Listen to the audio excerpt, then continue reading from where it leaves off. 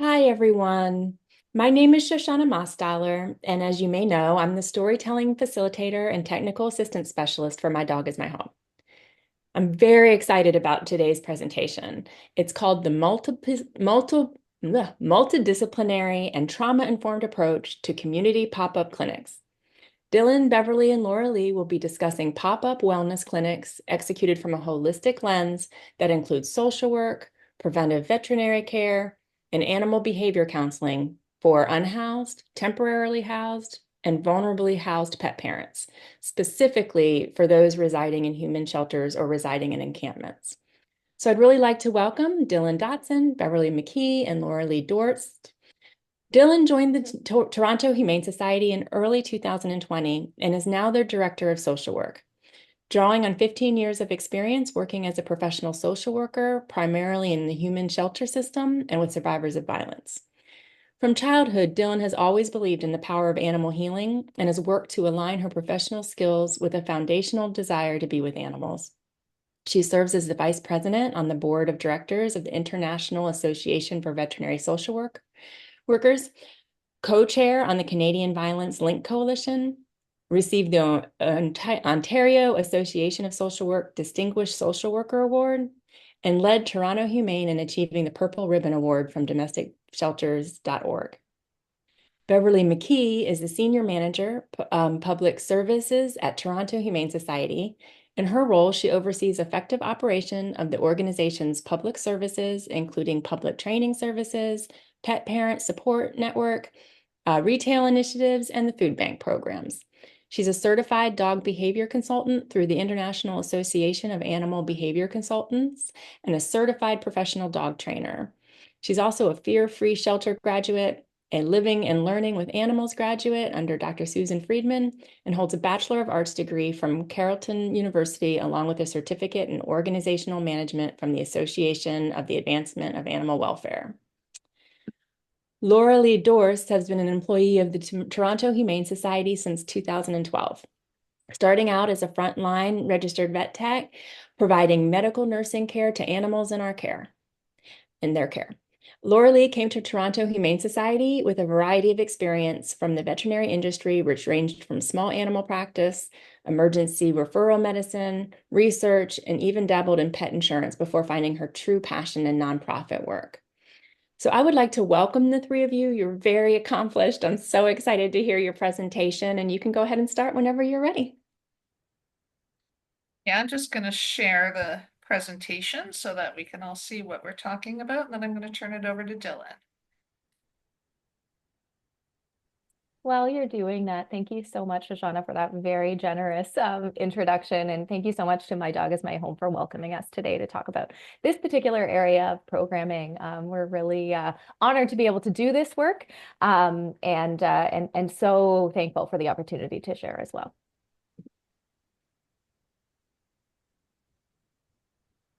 I think we're good for the next slide, Bev.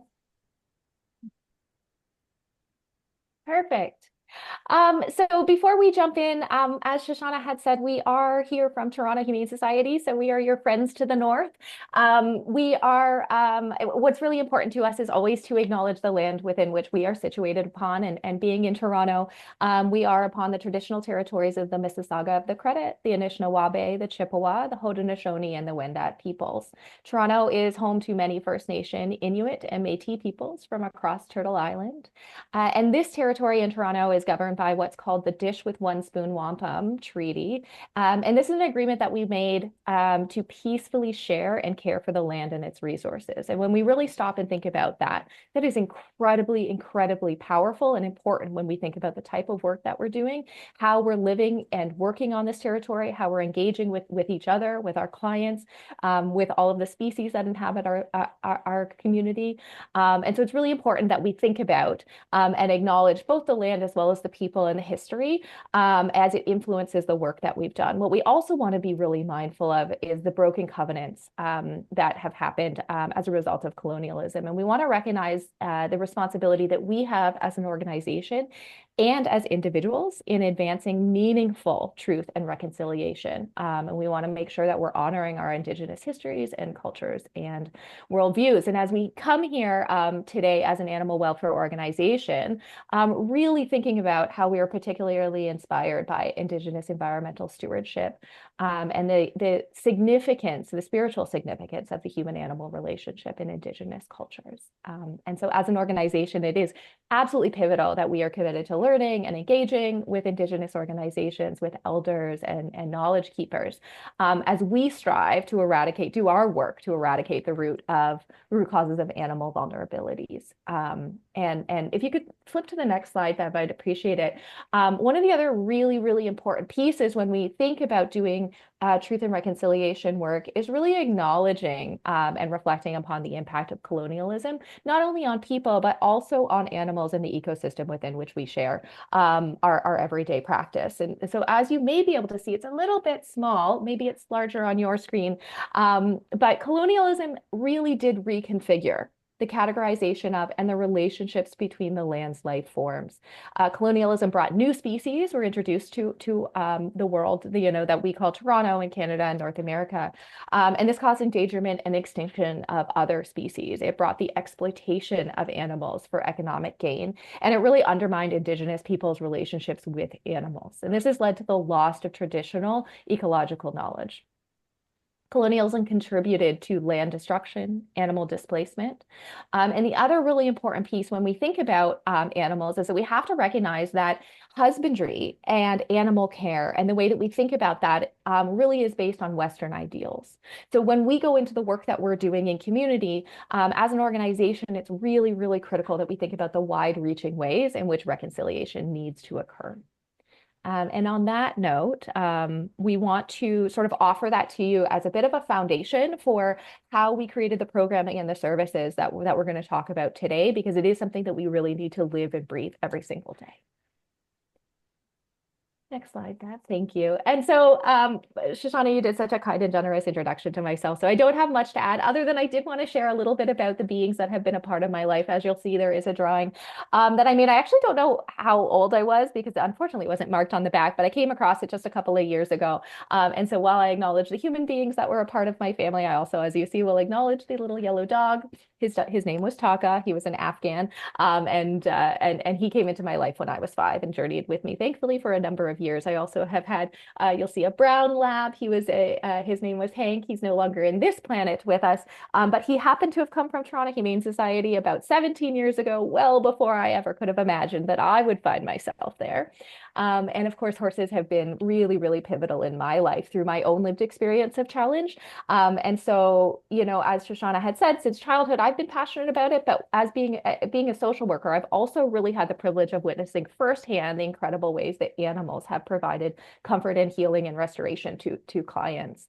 And so, the other important part of this is just simply acknowledging that I come to you today from, my own lived experiences of animal healing, sharing also that my learnings from others that have come into my life, both in a client professional dynamic, and recognizing that anything that I'm sharing today has come from really the sharings of others and their generosity to be able to teach and lead me. And so it's really important that I get the opportunity to acknowledge that it's whatever we're sharing today is not my own. I don't own this content. This is information that I have learned along the way. And so it's a real privilege to be with you all today. And I'm still learning and very much on learning. And on that note, I'm so pleased to be able to introduce my tremendously esteemed colleague, Beverley McKee. I don't even know how to follow that up. Thank you, Dillon. And I think, again, Shoshana made such a lovely job of introducing us. I just wanted to introduce myself. I go by Bev, so you can feel free to call me that. I've been at Toronto Humane for about 7 years. I started as a shelter trainer. It's actually my second career. I switched careers when I was 46 years old. But I started just, as a frontline staff doing training of shelter animals, and then was sort of brought on to help grow our training and behavior services for pet parents. the human animal bond is so important to me, and it's so impactful as someone who deals with pets and pet parents, just to see that bond grow and to see the importance of those relationships and how our animals are such a part of our family. Um, I'm incredibly lucky to be here today with so many people that share this passion for the welfare of both animals, of all animals, which includes, our four-legged or winged friends, as well as the rest of our families too. So very exciting for me. And I did do a switcheroo on the photos because this kind of represents who I am a little bit better, Dillon. Dillon had a lovely picture of me standing behind a podium, but this is me. This is me with my two pets. The dog on the right is Luke. He was adopted from Toronto Humane Society, and he had some challenges transitioning into my home and was quite reactive. So this was a very special picture of myself and Luke. One of the things we did to grow our bond and to enjoy our time together was we started training and competing in dog sports because he was very happy in that environment, and that was his first ever Judge's Choice Award. The other picture is my younger dog, who's very social, but you could just see the joy between us. And I think that's what I want for every family, is to be able to continue to have that joy. And on that note, I'm going to turn it over to the wonderful Lauralee Dorst, who's next. Thanks, Bev. Too kind. Hi, everyone. So I'm Lauralee, and like Shoshana said, I am a registered vet technician by trade. And last year, I recently obtained my certified veterinary practice management certificate, which was very challenging to obtain, but I got it. So I was very proud of that. In this photo, you will see I have two children plus a fur baby. On the bottom left, Merlin, who I recently adopted from Toronto Humane Society 2 years ago. And then my wonderful husband, who is a firefighter. So he is in the community service, I guess you would say, frontline acts of service within Toronto, which is beautiful as well. And then the top three animals I have passed along. They were with me from when I was young. The two cats were almost 20 years old when I had to say goodbye to them. And then my lovely little Monty there, my Boston Terrier, I said bye to him about 3 years ago, and he was around 10 years old. So I grew up with a bunch of animals. I lived on a farm.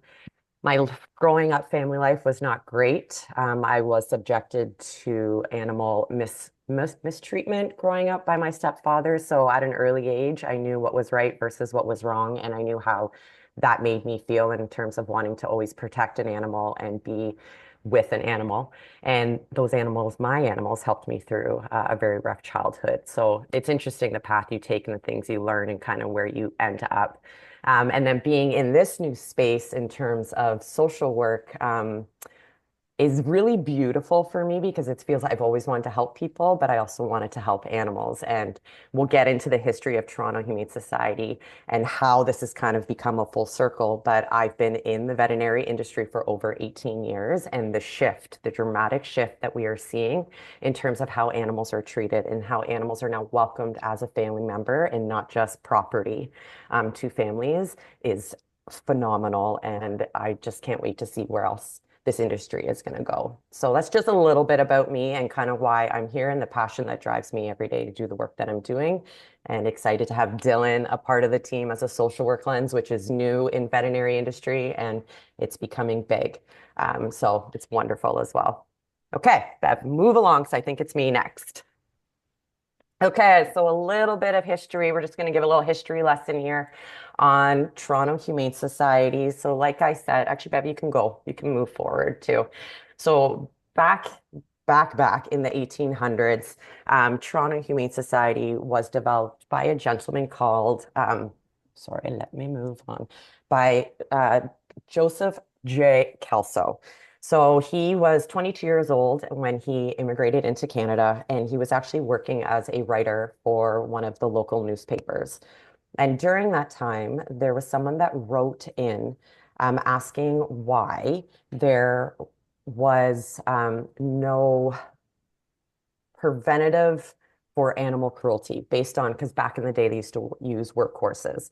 So there was this one white worn out workhorse that seemed to kind of look like dragging along the streets, and there was a citizen that was concerned. So John J. Kelso wrote an article about this, and then the next day there was an anonymous donation of $2 that came through, and this is what sparked the creation of developing Toronto Humane Society. So as we move along, February 19th in 1887, John J. Kelso brought his vision, and that's where Toronto Humane Society was created. And he proposed to the board to stop cruelty to children and No, it's okay, hon. Thank you. to stop cruelty to children and animals, to rescue children from harmful environments, and to promote kindness and human practices. So when Toronto Humane Society was officially formed, it was the Children's Aid Society and Toronto Humane Society. So really taking care of the children and the animals as one. Further down, it ended up siloing, and that's where Children's Aid became its own thing in Toronto, in Canada, and Toronto Humane Society formed, and that's where it became more of an animal welfare type of organization. In this photo, you can see this was one of the first fountains that was developed in Toronto, and you can see it's like two-sided, where the bigger version here is where they put these all around the city for workhorses to be able to access water during their workday to keep them healthier, but also serving as for humans to access water while out on the streets. Move along. And Dillon and Bev, if I miss anything, please feel free to jump in at any time. Okay. So as I was saying, looking back at where we came from and then where we kind of siloed out, and Toronto Humane Society mainly became focused on animal welfare, providing care to homeless animals or animals without homes and finding them new homes. It's beautiful because Toronto Humane Society has now kind of reviewed and shifted the way that we want to approach. We want to take more of a preventative approach in keeping animals in the home and looking at the animal family as a whole and how we can support the pet parents, guardians, as well as the animal and keeping them together. And that's where Dillon has been so pivotal in bringing social work practices and standards into our organization and how we can best do that. So we've listed here a couple of like some things that we are doing and the different programs, and I'm the director of the community animal welfare. So we have kind of two divisions right now at Toronto Humane Society, where we have the sheltering and we have community animal welfare. Community animal welfare is basically focused at keeping animals in their home and doing whatever is necessary and providing whatever supports is necessary to do that and honoring that human animal bond. And then we do have the sheltering aspect for animals that may not have a home or last resort or for unseen circumstances need to be relinquished to us where we can find them a new home. So Bev, Dillon, and I are very much focused at what can we do to keep animals within the home. So there's preventative veterinary care. Right now we offer vaccines, spay, neuter, basic things to keep animals healthy at a lower rate than what current industry veterinary practices are offering, because we know one of the biggest barriers to veterinary care is financial. So we're trying to do our best in getting those preventative veterinary care to the folks that need it to keep those animals from developing further diseases or emergencies down the road. We are also offering, so we have a daily food bank and we have community days. And what that looks like is we have a daily food pantry for pet parents that can come in, no questions asked, and receive some dog and cat food if they need. And then community days run every second and fourth Wednesday of the month. And any donations that we receive from community members, we package them up and we re-give out on these community days to folks that may be needing leashes, collars, beds, crates, toys. So that is a beautiful thing to see as well. We also offer public training because we know that behavior and that human-animal bond is important when there's a good solid foundation. And we know that behavior and veterinary medicine is one. And that's been a hard concept within the veterinary industry for quite some time as well, to understand that one kind of goes with the other. So we do offer some beautiful training classes, and that's Beverley. And I'm sure Bev, I think you're talking a little bit more about that stuff, but Bev heads that whole department and division. And again, we're offering below market rate of what you would typically see out in different training and behavioral places as well. And then the most recent thing that we launched, and kudos to Beverley on this call for putting in all the work, is our pet parent course. And what that is you can purchase a course for $40 and it gives you all of the basics that you need if you are a new pet parent and you're looking to adopt or to bring home a puppy or a kitten. And it gives you all of the basics, information and knowledge. So we're really trying to educate those who may have never had an animal before in their life and what they can be prepared for in terms of regular veterinary care and training and supplies and just general enrichment and how to like really nurture that bond between four-legged friend and two-legged. So did I miss anything? Pet Parent Support Network. Pet Parents, thank you, Bev. Pet Parent Support Network is our online resource where anyone in the community that is looking for any type of resources can submit a request and will receive feedback. It is actually, it's 100% run, besides Bev, by volunteers. So a community member may submit a request saying they're looking for training classes, or maybe they need to surrender an animal because of XYZ. What we do is our volunteers will reach out, connect with those members, guide them through ask the questions that they need to ask, and then provide additional resources to try to keep surrender from being the first option. Sometimes it ends up that the only option for that family is surrender, but other times we are able to divert surrender by providing additional resources and to help where we can. Anything else? Okay. Over to Dillon. Thanks, Laura, for giving both the history as well as sort of that shift in that industry. And as you can probably hear, there was sort of a shift from caring about the whole family, right? When we think about holistic care, thinking about, the most vulnerable members, and then sort of that siloed, and what you're really seeing sort of in animal sheltering particularly is sort of that coming back together, right? And recognizing, what's the colloquial term is sort of like taking care of both ends of the leash. One of the things that I'm going to share a little bit about, because it really is the impetus for the pop-up clinics that we're here to talk about today, is what is happening in our city, and particularly related to the housing challenges that we're experiencing in our city. And most of what we're talking about today is that now more than ever, our clients, our human clients and our animal clients, are faced with insurmountable housing barriers, right? We're seeing more clients facing eviction, perhaps being unable to access shelter spaces. We are blessed in Toronto that many of our shelters are pet friendly. They do permit co-sheltering. However, there's not sufficient shelter spaces for all of the individuals that do have pets, or the environments might not be totally conducive to human and animal being together. But really what we're really trying to kind of emphasize is that spaces need to be pet welcoming. We've talked a lot about, throughout the conference, we've heard pet friendly, pet welcoming, pet inclusive. But really what we really want to think about is more than ever is just trying to figure out how do we keep them together, and that is really, really critical. And so this conference, talking about the urgency, this is exactly why we started our pop-up clinics. Bev, if you could change the slide, that would be great. So just a little bit of information here is in Canada, we have approximately 200,000 people that are experiencing homelessness, with around 20% of them being pet owners. That stat is obviously an aged stat. As we know that its estimates are only a best guess at this point in time. Toronto is the largest city in Canada, and we have approximately 3 million residents in our city. We also have the highest number of individuals and families that are experiencing homelessness or underhoused in our country. When we think about homelessness in Canada and in Toronto and Toronto Humane Society, we go based on what's called a definition by the Canadian Observatory of Homelessness. And this definition essentially says that homelessness is defined as the lack of stable, safe, permanent, and appropriate housing.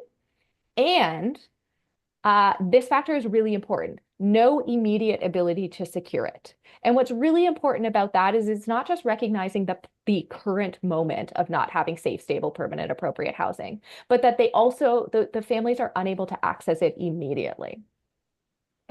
We know that housing is not simply a housing issue, right? It's incredibly complex. And so what we love about this definition is that it really does recognize the experience is quite varied, that it is a unique experience. And while that being said, an episode of homelessness can also be categorized into 4 ways. And so one of those ways is individuals that are staying in shelters. That can also, and that's sort of where a lot of our stats come from, because those are the numbers that are what we would say easy to calculate from point and count, statistical count factors. There's also what we call provisionally accommodated individuals. So those might be people that are living in, let's say, a transitional housing unit. They might be staying with friends or family. These might be our families that are living perpetually in hotels or motels. But again, it is that they cannot immediately secure stable, safe, permanent, and appropriate housing. This also includes those individuals and those families that are at risk of homelessness. So these are the individuals that might be spending over 30% of their income on housing specifically. It could be our families that are living in overcrowded or unsafe conditions. The final category is our families that are experiencing what we call, through this definition, is unsheltered. So they're living in public or private spaces without consent. And without consent means that it is not their own. So let's say it might be our encampment spaces, individuals that are living in tents, for example, on public property. It could be our families that are living in stairwells, things of this nature. And the groups that we're really focused on for our pop-up clinics are both the first category, those that are living in shelters, but much more so the unsheltered populations, because we know that it's even that much more difficult for our individuals that are living outside to be able to access things like veterinary care, behavioral care, et cetera. So the information that I'm sharing today comes from research that is done every couple of years in Toronto. That is a streets needs assessment. There is one that was just done in 2024. However, the reports have not yet come out. So the most recent data that I can share with you is from April 2021. And this data comes from individuals that were living in shelters, in respite sites. They were living in treatment or correctional facilities, as well as those that were living outside. It does not include hidden homelessness, right? So those other two categories of individuals, the provisionally accommodated or those that are at risk of homelessness. And so the streets needs assessment is really, really important because it helps us look at the housing and homelessness services that we're providing and hear directly from the individuals that are experiencing these services on what the barriers are. If you go to the, what I want to actually share is the stat that you're looking at right there is very important, because what you can see is that in 2021, the number of people residing indoors decreased. There was a decrease. That's that blue line.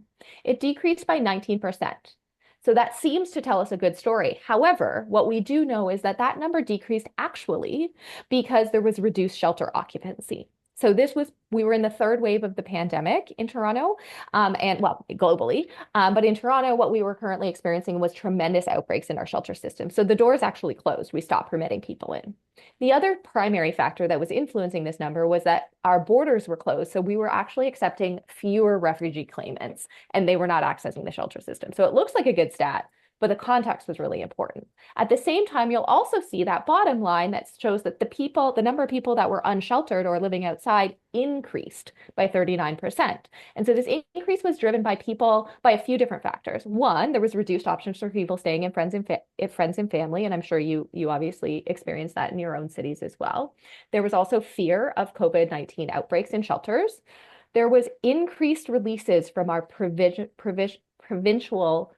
correction facilities. So people were being released from our correction facilities without housing.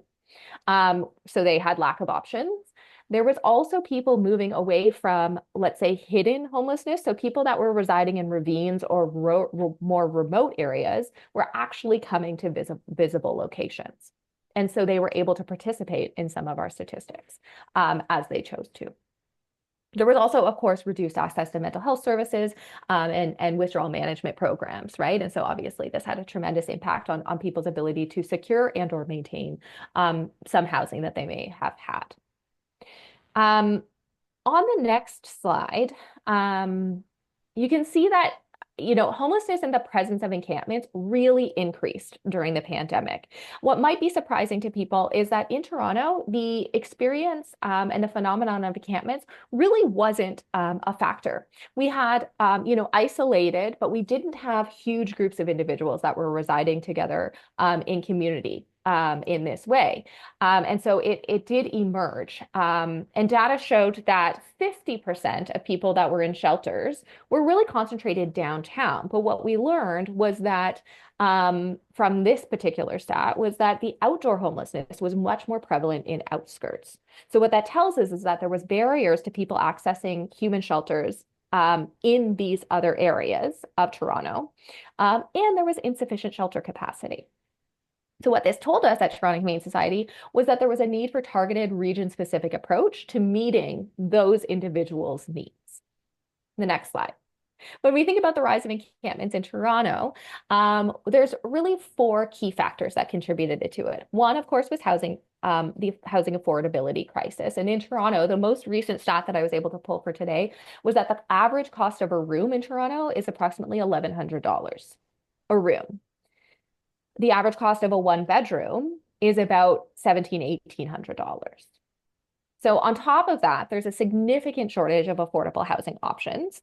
And so the demand for shelters has also outpaced the available capacity, which makes it harder for people to access stable and safe housing.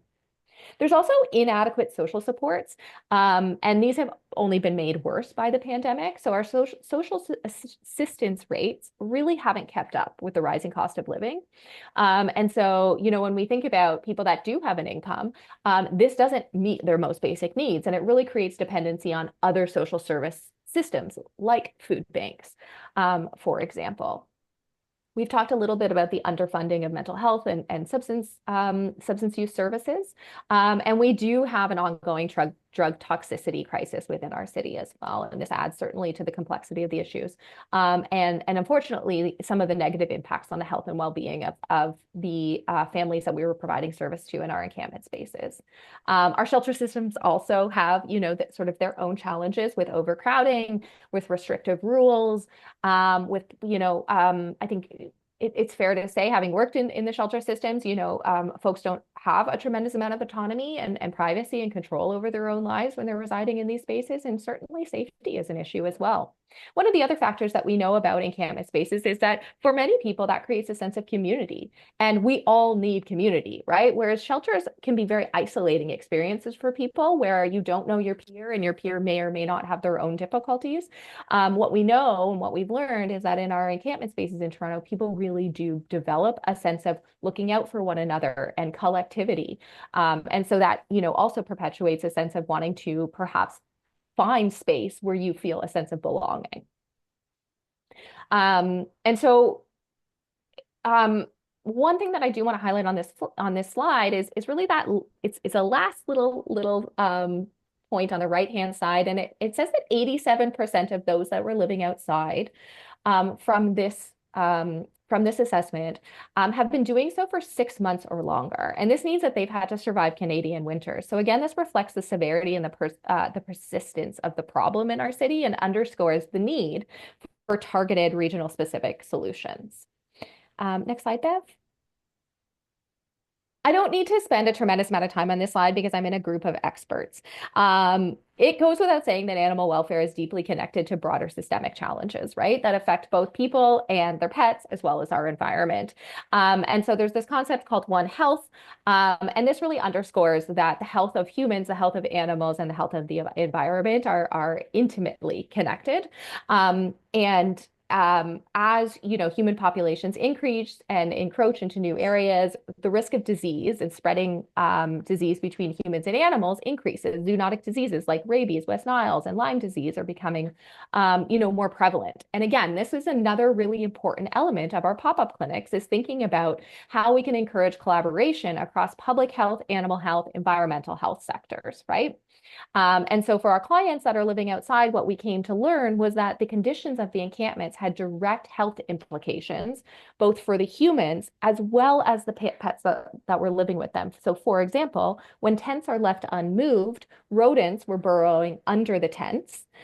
This increased the risk of transmission between the rodent and, let's say, their pet dog, for example, and then potentially also with the human being. We also found that then that brought a variety of different species to the encampment spaces, that were inhabiting the trees in the area. And so that created some destruction within the trees. And then we had to have public health engage, we had to have arborists from the city engage, et cetera. And so it really is sort of a microcosm for what is happening in the rest of our world and why it's really important that we think about that interconnectivity, of course.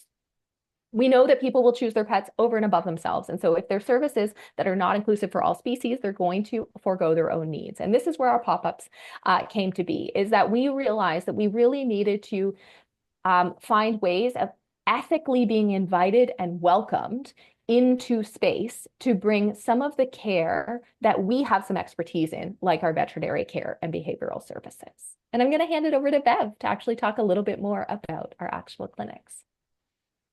Okay, thank you. I'm just going to move ahead. So I think Dillon's covered a lot of what I was going to talk about in these slides, in the last couple of slides, which is amazing, but really just like underlining that these are the considerations that come into place, like what considerations inform what these clinics are going to look like, what people need, and how they're going to differ from your typical outreach clinic that we had in the past or that other organizations provide. So namely, to summarize all the wonderful things that Dillon pointed out, there's a recognition that Toronto's socioeconomic climate has significantly shifted as a result of the COVID pandemic. And this has had fallout. So we know that our human shelter system has become much more compromised, resulting in individuals who are increasingly disconnected from necessary medical and mental health supports.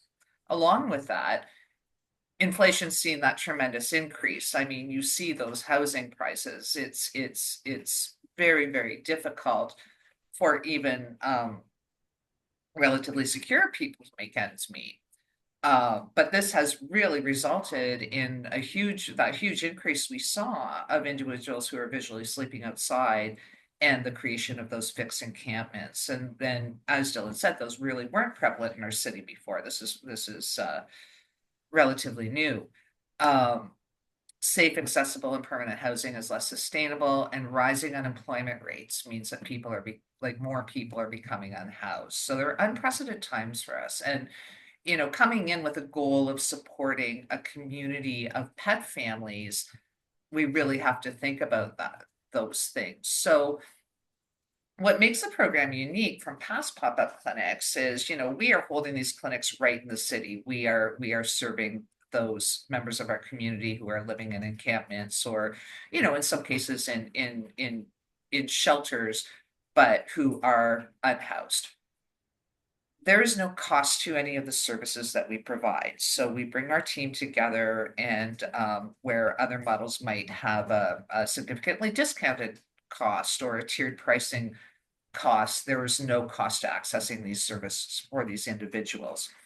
And then finally, we really put some thought to putting together that multidisciplinary approach. So a typical pop-up veterinary clinic, you go out and you get a spay neuter, or you get your core vaccinations, you're in and out. But this model, and I'm going to give credit to Lauralee and Dillon because they actually put the model together and then invited me after the fact. So this is all their work. But in this model, we looked at how can we take the veterinary social work component with the medical component and bring in the animal behavior component to really create this holistic service to help people in the areas where they need it the most. And it's a really unique model. So we kind of married the idea of what we work on in animal training. We sort of follow something called a least intrusive, minimally aversive approach to modifying behavior and training animals. So how can we marry that with a trauma-informed approach? And it really worked. I think we all learned a lot about each other's models, but basically we really wanted to be sure that we were taking this approach to wellness that intersect the needs of both the animals and the humans in these underserved and vulnerable communities, and that we could bring in these experts, namely Dillon and Dillon's team, to really provide that trauma-informed care and ensure non-threatening and non-judgmental and accessible service was there. And as Dillon said, our goal was to engage the most marginalized pet owners. So we worked collaboratively with community partners in the homelessness and allied sectors to provide these holistic wellness services to pets and their guardians. Primary populations were the people, the individuals with pets who were residing in emergency shelters, as well as those in encampments. And again, that main difference that, instead of that subsidized cost model, we just went out and provided this service. We did obtain funding to go out there and provide this funding through a 2-year grant, and we had many of our vaccinations available were donated by outside corporations who wanted to help with the cause. Did I miss anything, Lauralee? Awesome. Oh, you're good. You covered it. So really, our engagement strategies really recognize that encampments are an expression of a homelessness crisis that is decades in the making due to insufficient housing, health, and social systems. As Dillon said, they're complex, and they're going to require that coordinated multidisciplinary response. And the other piece that I kind of want to touch on, I'm not going to read through every bullet point on this slide for time's sake, but the other point is that what Dillon, really made apparent to us was that each site is unique. So each site has different challenges and each site has different needs. So by partnering with other agencies, Toronto Humane Society was able to really come in and provide the service that is needed instead of just a one-size-fits-all. And to me, that's really remarkable, right? Like that kind of collaboration within our community.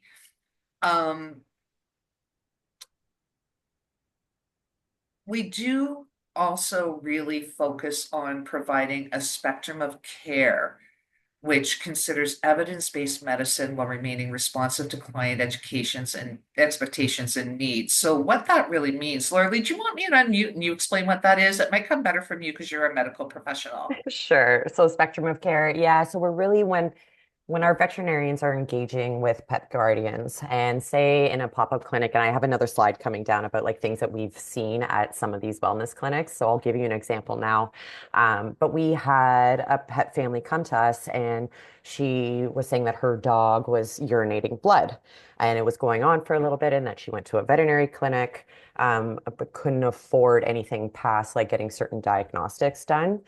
So when our veterinarians were speaking with this pet guardian, it's basically called a spectrum of care. So when they came back, we brought them back to our clinic. So we had to do some x-rays at lower cost. And basically it's providing a range or 3 different options of what we can do based on what the diagnosis is. So it's really working with what resources that pet family has and not just going straight to this platinum level medicine, where I think the veterinary industry took a huge turn over the last 10 years. Is like you have to do all of these diagnostics without the other options to provide to pet families. So really what we do is we provide multiple options, all still providing the same outcome, but also understanding what resources are available, what can we do, what is your, ability to treat your animal. So it's really just having that open dialogue, that conversation on how to get the animal the care, as well as like relieving that anxiety of the pet guardians of maybe not being able to do this platinum level care that doesn't necessarily need to be done as long as we're taking care of the issue of what's at hand. Thanks, Laura. I think that really ties in with some of the things I want to talk about our approach to the behavioral challenges that came with us. So I'm going to move ahead. Oh, sorry, I was one slide ahead of myself. I'm conscious of time, so I think I am going to just skip ahead if you're okay with that, Dillon, because we've kind of touched on a lot of this stuff to our clinic findings. So Dillon, I'm going to pass it over to you because I think this is very important. Sure. Yeah. Thanks, Bev. So to date, I suppose, just in terms of the stats that we're going to talk about, we were able to conduct 10 clinics. And as you can see the number of pet parents and or the number of animals that we were able to meet with throughout sort of and what I really wanted to understand this slide really is the diversity of the setting. So as Bev mentioned, right, it is really important because each site is going to be very different. So some sites welcomed us to actually come to where they were. Some of those sites might be human shelters, right, where we were actually taking our team. For example, you know, there was a hotel shelter that had a room that needed to have a host of different repairs to it. They were unable to move a resident into it, but it was great for us.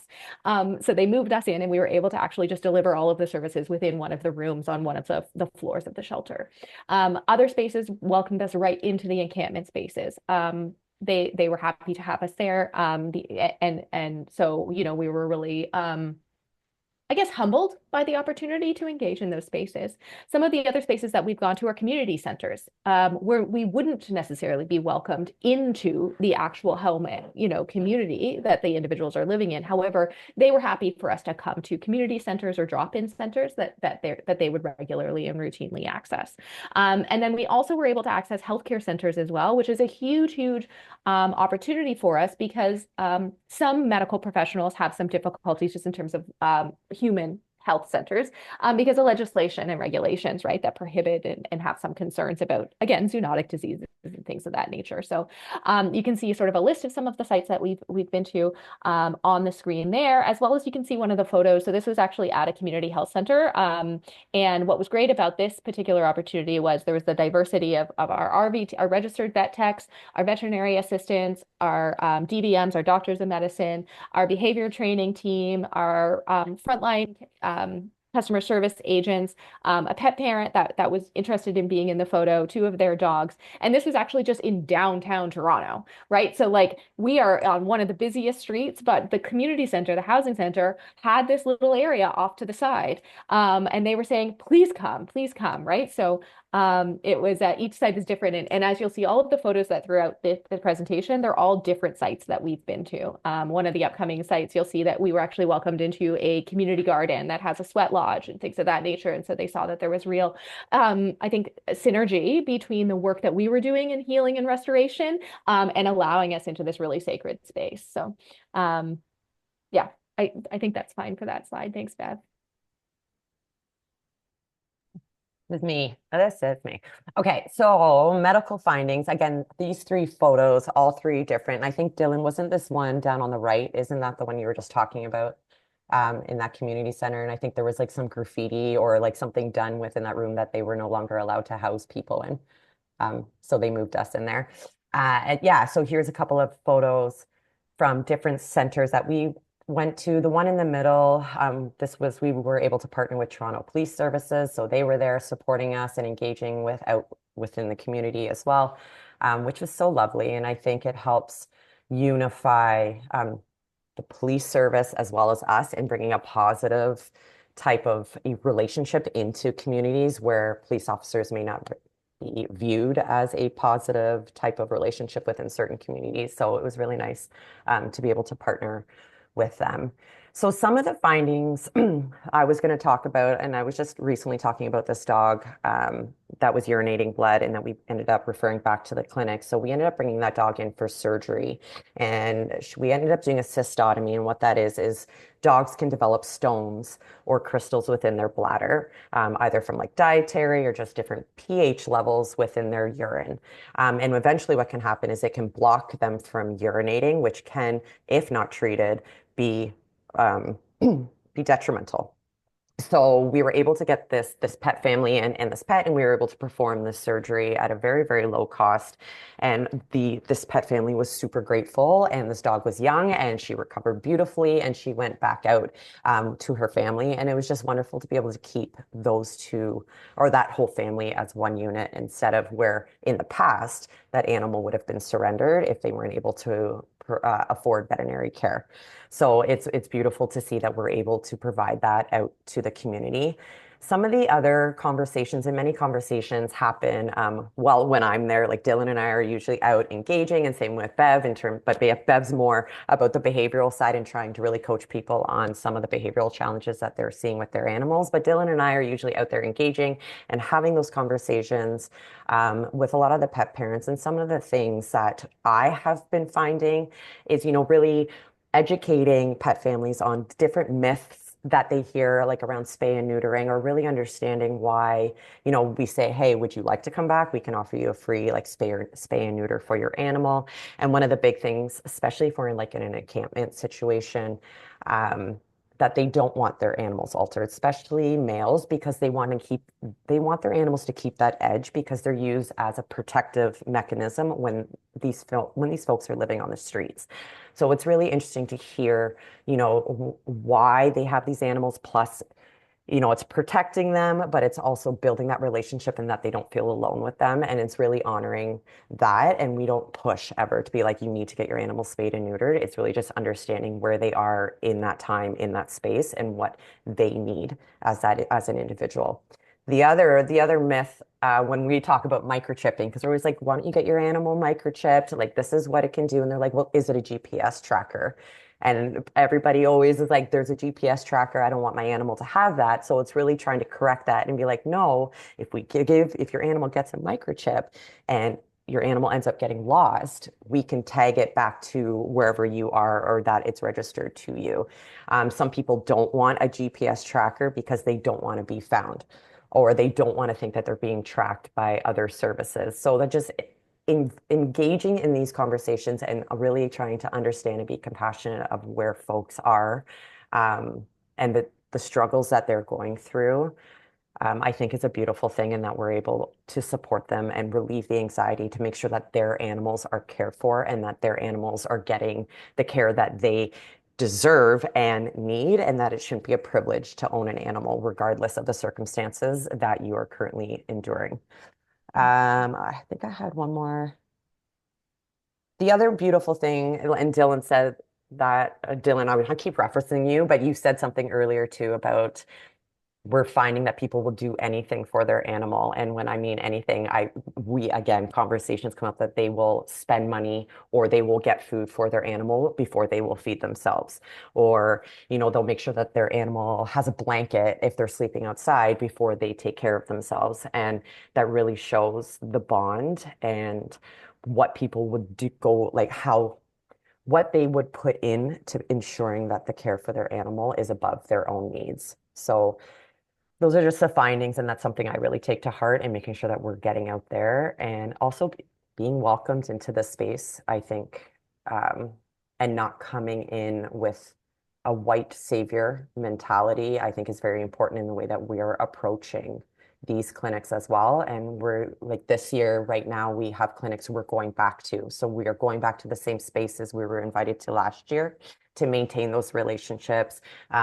To see maybe some people, they may still be in the same area, so that we're making a presence known, that we're not just a fly in, fly out, that we want to actually be in the community and build relationships ongoing. So that's all I have. Thank you. We do need to, I don't know how Yeah. much you have left. We do need to we have, the closing is going to be starting soon. And so I don't know if you have more that you need to cover. We really only have a couple more minutes. But if you need to, before I close, if you need to jump in with a few more important facts, we'll just keep track of the time. Okay, no, I think behavioral findings, we write about it in an article we published through the IABC Journal, so I'd encourage everyone to take a look. Again, the protection dog issue, yes, one of the clients that was pictured in the last slide did indeed want their dog to be trained to be a little bit more scary. It was quite timid, so we had to come up with a compromise because there was no way that dog was going to be scary. We taught it how to bark when it heard noise. Dillon, I'm going to pass over to you. No? I think we can wrap up. Thank you all so much. The QR code will take you to our website where you can read all about the purpose of these clinics as well as see our impact over 2024. So thank you so much. There were so many things that you guys said. I was jotting down notes because there were so many things that you said that I deeply appreciated. So, and I just want to, before we close out, highlight a couple of them. So one of them is the no questions asked regarding the pet pantry. is something that comes up so often when people are doing this work, right? Of like, well, we need to see proof of vaccines, or you can only come this many times, or, of course we all have limited resources, but I really appreciate the no questions asked part of it in terms of people having to, I don't like people having to prove that they need help. Yeah. Or that they have to jump certain hoops to get the help, like spay and neuter and things like that. So, it's really, I just appreciated that a lot that you brought that up. And there's really the spectrum of care aspect of it, really important. The One Health aspect with when you were talking about the rats, it just reminded me of a lot of encampments are actually on soil that is contaminated. Like they're not, there's just such a connection that we don't always see. So I really appreciate you bringing that up. I have a zillion questions that we don't have time for, but I'm going to just harass Dillon at a later date with some of my questions, and I will be reaching out. But there was a question that was put in the Q&A, and other people, you can still continue to put questions in the Q&A, and this group can go to the Hoover Q&A and answer them there, even though we haven't had a chance to answer them here. But thank you so much. I love what you're doing. I love bringing the disciplines together. And it's really a beautiful thing to see so much care being given to making sure that people are respected along with the care for their pets. So thank you so much. And we're going to wrap up. Everyone, please join us for the closing, which is starting in 4 minutes. So we're going to close this Zoom room, and people can go to their Hoover app, to their agenda, and go into the closing. And we will see you guys there. And thank you. Thank you. Thank you, everyone. Thank you, everybody.